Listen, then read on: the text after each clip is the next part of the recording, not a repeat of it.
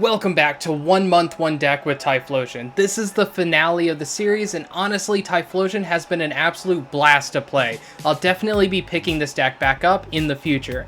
Now today I'll go over my final thoughts of the deck, show you the final list as well, and then break down what this last tournament really tells us about where Typhlosion sits in the current meta.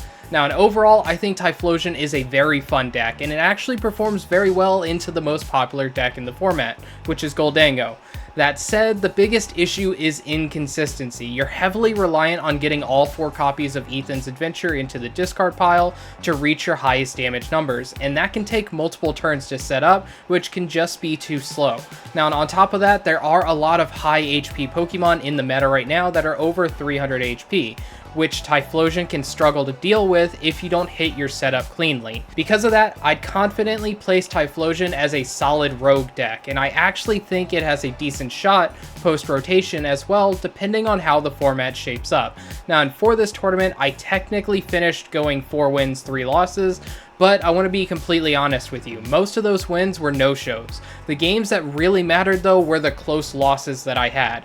Those matches do a great job of showing exactly where Typhlosion sits competitively right now. It can absolutely compete, but it has clear limits in the current meta. Now, and here's the final deck list as well. Compared to last week, I made a couple of small but important changes. I cut 1 Buddy-Buddy Poffin and 1 Gravity Mountain, and I added a Battle Cage and 1 extra Fire Energy. The Battle Cage is mainly for dealing with Munkidori, Dragapult, and Frostlass, while the extra energy helps smooth things out in games where we prize multiple energy early. Now, I'm really happy with this final list and how it turned out. If you want to try it for yourself, the full deck list is linked in the description below. Now let's jump into game number 1.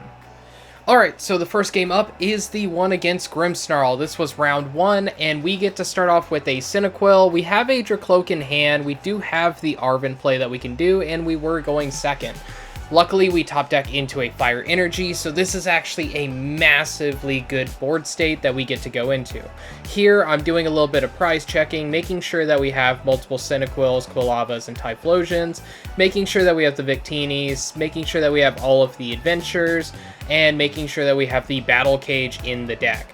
Now, from this Buddy-Buddy Poffin, I am thinking about just grabbing down another Cyndaquil plus a Dreepy. That way then we can start seeing some extra cards, because the rest of our hand is really bad here. And the chances of them actually taking a knockout next turn on a Quilava is pretty much 0. So this is a safe play that we can do that also allows us to do a bunch of drawing within the following turns. Now here they actually have the Secret Box as well, and that is going to be a huge tempo swing for them. So they're going to get rid of a Lily plus a Arven and another supporter, and this is going to be able to cherry pick 4 specific cards out of their deck. Most likely the Spike Mouth along with the Lily's Determination, a Buddy-Buddy Poffin as well. And this is just going to get them completely set up. They get another copy of Snorunt and a Impidimp down before playing down their Spike Mouth. They have the TM Evo as well, and then they are going to just Lilies real quick. They're trying to find a copy of Frostlass. They do find one. Now their TM Evo is going to be able to go into a second Frostlass, and that is going to be a ton of damage being placed on our side of the field every single turn, and that's what makes this matchup so difficult for us and why I was choosing to run a single copy of Battle Cage in the deck. Now here, as you see, they are able to just completely start scaling up that damage. They also have a Morgrem down as well, so they will be able to go into a Grimmsnarl next turn. So this turn, I really have to make count. I am going to get out a copy of Ethan's Adventure. I am going to put down the Shaymin that we top deck as well. Even though they do have double Frostlass, I want to limit how much extra damage they can place down, so the Shaymin stops the extra 30 from their Grimmsnarl, and that is very important. Now, I am going to use that Ethan's Adventure. That way, then, we can get down another copy of Quilava. This is going to search out another Adventure for next turn. And then we do have another Fire Energy that we can place down. I could actually go into a Typhlosion this turn, take a knockout on this first Frostlass, and that's exactly what I'm going to do. It is going to limit my chances of taking a knockout on the next turn on a Grimmsnarl, because we need a lot of cards in order to do so. We need to be able to get all 3 copies that are left of Adventure into the discard, plus get a Victini down and use a Brave Bangle in order to hit that 320 mark that we need in order to take a knockout on a Grimmsnarl. They do get down another copy of Snorunt as well before going into a Grimmsnarl, so now we know that we are probably going to have to be worried about another copy of Frostlass getting played again, and that is something that is very bad for us. They do play this Buddy-Buddy Poffin just to shuffle their deck, and then our game plan at this point, well, they hit us with the Iono first, and then our initial game plan is trying to get another Typhlosion swing off next turn that will do a ton of damage. They can move some damage over with this Monkey Dory if they put a Dark Energy on it next turn, but they won't be able to move enough that we're not able to take a knockout. So that is kind of the whole idea that I'm thinking of at this point. And here, our hand is pretty decent.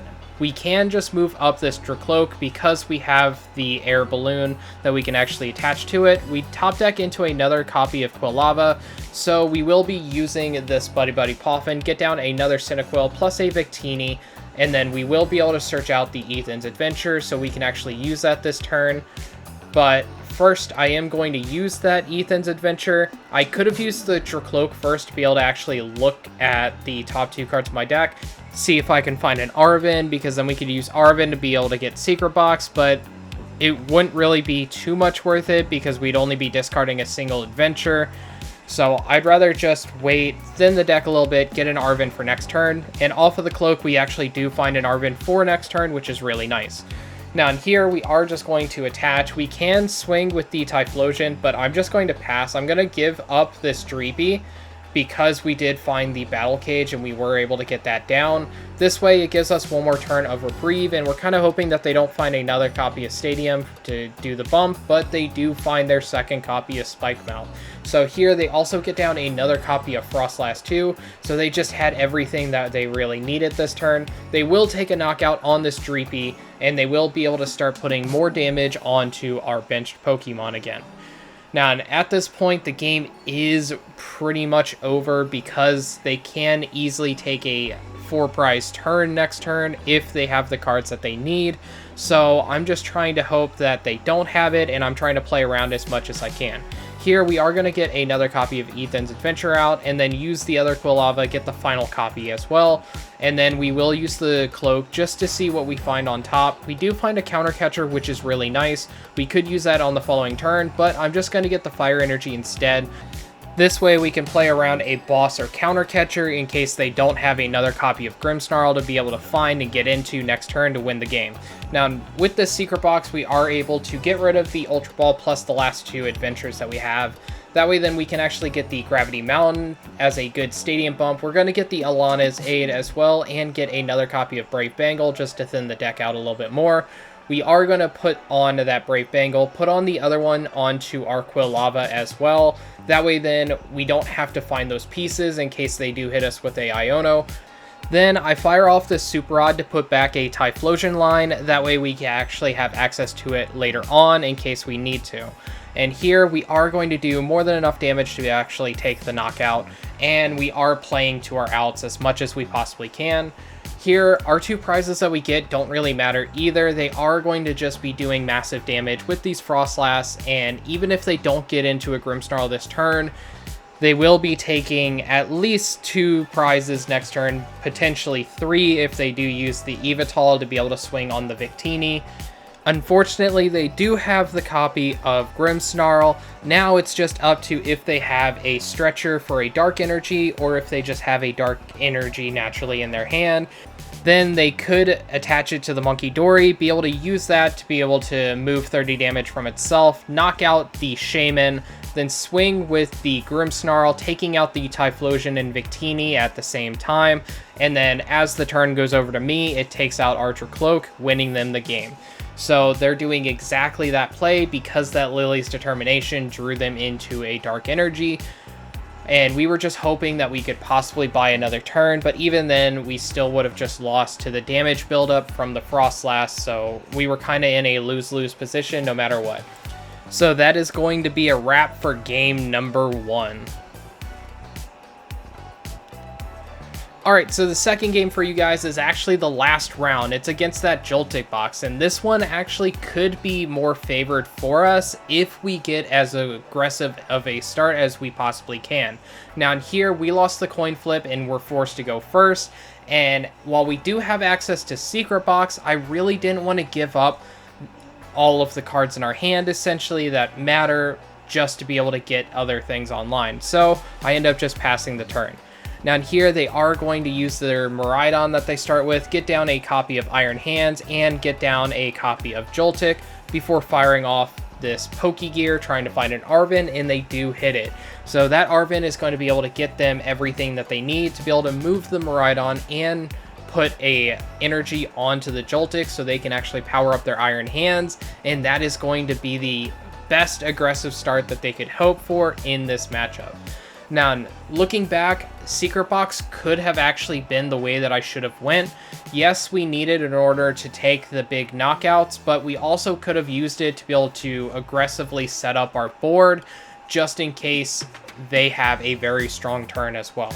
Now in here, they are doing exactly like I said. They got down a Latias. That way then they can actually move their Joltik into the active, and then they get a Bravery Charm and they put it on the Iron Hands too, making it 280 HP, which is very notable because while we can one-shot that pretty easily, it does require us to have all 4 adventures into the discard in order to do so, and again, that is one of our weaknesses.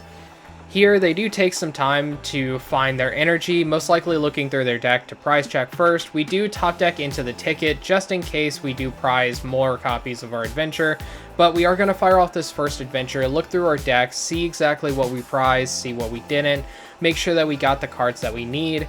And here we are going to go straight into a Quilava. This way we can actually get more copies of adventures, and then we will be firing off the Secret Box this time, getting rid of the ticket, a adventure plus the mountain, because the mountain and ticket don't matter now.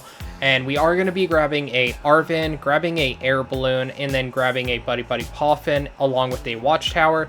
Watchtower also doesn't matter here, but neither would the Battle Cage, so it's just whatever we want to grab for a discard later on. Now in here, we are going to fire off that Poffin, get down another copy of Cyndaquil, and get down a Dreepy as well. And I could have actually attacked here, taken a prize, but I decide against it because that would then turn on Counter Catcher, and my opponent was running 2 copies of Counter Catcher as well. So it is a pretty odd thing to see Joltik Box running Counter Catcher, but I wanted to play around it as much as possible as well once I did see that they were. Here they start their turn off by using their Miraidon first. That way then they can actually get a second copy of Iron Hands down because they see that we are going pretty slowly through this game. Now, if they have the boss's orders, that could be devastating for us because they could retreat their Joltik, but instead they are going to fire off this Crispin. That way then they can start powering up their other copy of Iron Hands as fast as possible, while they still will be able to take 2 prizes this turn too. So they do retreat, they do take the Ampu very much and take the 2 prizes, and this puts us behind quite a bit. Now, we did top deck into the Counter Catcher, and that actually gives us a opportunity of being able to take a huge knockout this turn. Now, and the way that we could do it is we need this Drakloak to find either Victini, a Earthen Vessel, or a Ultra Ball in order to do so, but we don't end up finding it. But I do end up making a massive mistake here, so I still try to see if I can get into the play by using this Arven here, but what I should have done is just use the adventure, get another copy of Quilava, another copy of Cyndaquil, and a Fire Energy. That way then we were set up to take a big knockout next turn, and we would still have the Arven for the Ultra Ball on the following turn, being able to knock out this Iron Hands. I was just so worried about them taking another knockout here, but now you see why I said that this was a mistake. We have no Fire Energy in our hand and no way of getting that to our hand, so we have no way of actually attacking and dealing damage. So here I am going to just have to attach the air balloon to the Drakloak, go into the Typhlosion. They're not going to be able to one-shot this Typhlosion just yet. They would have to use like another Arven to be able to find their future booster energy and attach it to the back Iron Hands if they want to use its first attack to actually take out this Typhlosion, and that would be devastating for us. And this is why I always show my losses. That way then you learn from my mistakes and don't make the same basic mistakes that I do. Here, they do take some time before firing off a Crispin, so we know that they're not going to use a Boss's Orders this turn, which is the other thing that could heavily punish us, because they could have bossed up either the Drakloak or the Quilava, getting rid of those for 2 prizes. So this is actually really nice for us, but at the same time, there is still the chance that they could take a big knockout on our Typhlosion this turn using their future booster and swinging with their backup Iron Hands. Here, they are powering up that Iron Hands as well, giving it a metal energy and adding another lightning energy to their hand. They are going to take some more time to really think before putting down their final copy of grass energy onto their Iron Hands. Then they are going to thin their hand a little bit more using this Ultra Ball, getting rid of a Air Balloon plus a Agnorantula before getting a copy of Iron Leaves. This is another way that they can easily knock out our Typhlosion as well, and it's a free 2 prizes for us, but it is a massive play as well because they get to keep 3 energy on both copies of Iron Hands, which is very bad for us. Now in here, we are going to just promote that Drakloak and then use it to look at the top cards of our deck. We do get a fire energy, which is really nice here because we are forced to use our adventure, but first we have to use Super Rod, put back some Cyndaquils and a Quilava before firing off that adventure. And there's 2 different lines that I was thinking about grabbing from this adventure. I can either go double Cyndaquil plus a Quilava, or grab one of each plus the Typhlosion, giving us the opportunity of being able to go into a Rare Candy play if we find like a Energy plus Rare Candy or Arven to be able to do so. Here, that's exactly what we're going to do before swinging, taking out their Iron Leaves and getting 2 prizes. From these prizes, we do find a copy of Iono, so that is something to note, and we do find our Kieran as well, but that's a couple turns too late. Here, they do have the Nest Ball to get down a Fez, that way then they can draw 3 more cards here. They already have a Lightning Energy in hand that they got last turn from the Crispin, so they are going to be able to put that down, but first they will be able to fire off this Tool Scrapper to get rid of the Air Balloon, meaning that we would have to attach an energy to the Drakloak if we put it into the active. They also have a copy of Boss's Orders, and they're going after our copy of Cyndaquil. That way then they can keep us at just a single attacker. I think that they did this play because they don't have an answer to a Typhlosion just yet, but they did have the future booster, so I don't think that this is the right play from them either. It does put them down to just a single prize card remaining, meaning that another copy of Boss's Orders could easily win them the game. We are going to do a counter catcher play here, bring up the Iron Hands that has the future booster before firing off our Iono, putting them down to just a single card, giving us 4 new ones. I could put down the Cyndaquil, but I don't want to give them access to another Pokemon that they can easily boss up and knock out. So I'm not going to do that. I'm just going to take the knockout here, going down to 2 prizes. So now the entire game rests on this turn for our opponent. They are going to be able to flip the script for 3 more cards, going up to 5 cards in hand. They are going to use this Nest Ball, and then you're going to see the card that wins them the game, the Ursaluna. So we were hoping that maybe the last card in their prize was the Ursaluna, but unfortunately we didn't get that lucky. They also have the Arven here too, so they needed a combination of 2 cards. They needed a way of getting a energy back and a way of getting to the Ursaluna, and this does give them that option because they do run multiple copies of Night Stretcher as well. Here they are going to get that Night Stretcher. The other tool doesn't matter, it is a baton pass, but they are going to be able to just go into the Ursaluna, take the knockout for game. Alright, so before we wrap up, I just want to say thank you to everyone who followed along with this series. It truly means a lot to me. Typhlosion was a ton of fun to play, and this project really showed both the strengths and weaknesses of Typhlosion. Next month, I'll be doing another 1 month 1 deck series again, but this time I'll be focusing on decks that are rotating out, giving it one last shot at winning a tournament. So make sure that you're subscribed so you don't miss it. Now, and if you enjoyed the video, hit that subscribe button. I post new videos every Monday, Thursday, and Saturday. Thanks for watching, and I'll see you in the next one.